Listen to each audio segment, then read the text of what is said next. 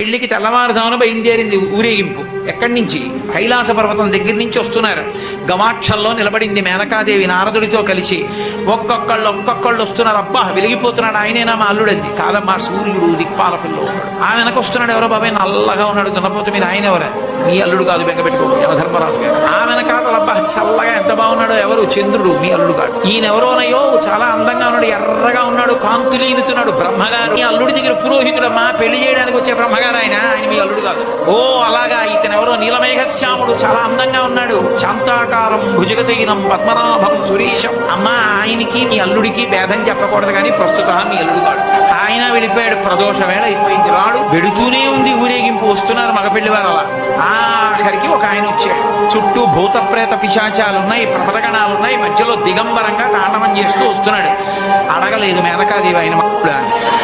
నారదుడే చెప్పాడు, ఆయనే మీ అల్లుడమ్మా అని మెట్లు దిగి వెళ్ళిపోయాడు.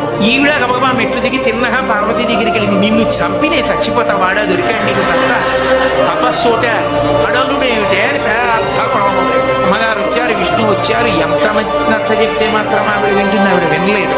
ప్రపంచంలో తన కన్యాదానానికి తను త్రికరణ శుద్ధి లేకుండా చేసి తన పెళ్లి తానే పాటు చేసుకుని తలవంపులు తెచ్చుకుని అవమానాలు పడి పెళ్లి చేసుకుని లోకాలకి తపోభూములు నిలిపినటువంటి ఉదారుడు పరమశివుడు ఒక్కడే.